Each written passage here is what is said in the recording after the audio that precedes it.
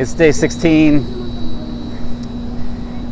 Imagine being in Poland in 1938-39, and from the west, you have the Germans coming in, and you start to fight them. And then simultaneously, from the east, the Russians invade. And you're in the cavalry. The cavalry means you're riding horses against both of these massive armies that are invading your country from both sides. Basically, you're fucked. So a man named Slavomir Rawicz, I'm probably pronouncing that incorrectly, he's in a situation and he's captured while he's fighting the Germans, but he's captured by the Russians, and the Russians accuse him of spying for the Germans, although he was trying to defeat the Germans. You're in kind of a no-bind situation. So they put him in jail. They torture him for a year, trying to get him to sign papers to say that he's a spy, which he never acquiesces. After the year's up, they try him over a period of a couple days and send him to Siberia, where he's sentenced to 25 years of hard labor. And so, being faced with this, he starts to plot his escape from Siberia.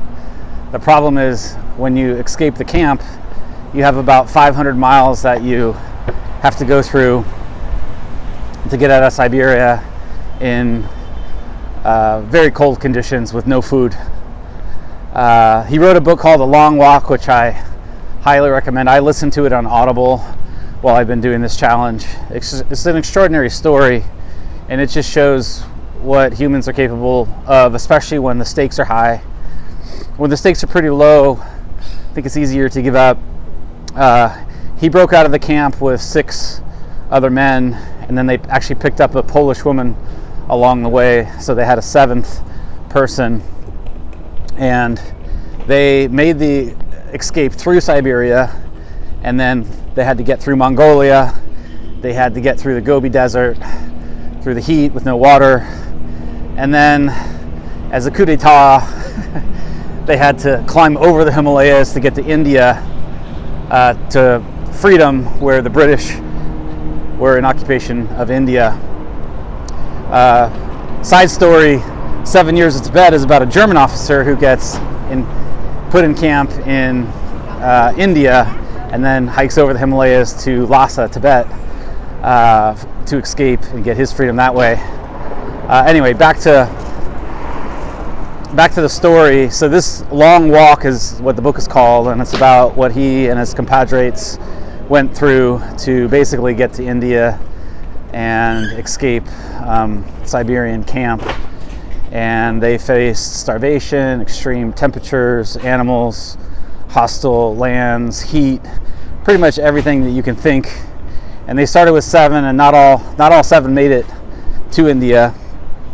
So their life was on a line almost on a daily basis on that adventure. I think it was 4,000 kilometers that they walked. And so listening to that puts things in a little bit of perspective, and it also got me thinking about how when we want something really bad enough, when the stakes are high enough, we'll do anything, you know.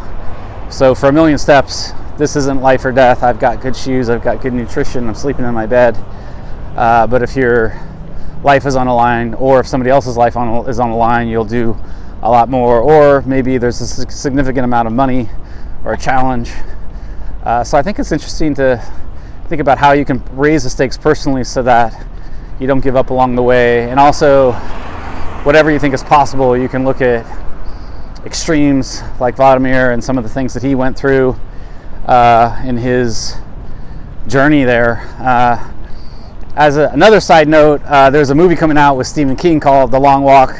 That was the first book he ever wrote, and if you Google The Long Walk, you may find a bunch of Stephen King novels, and they're going to make that into a movie.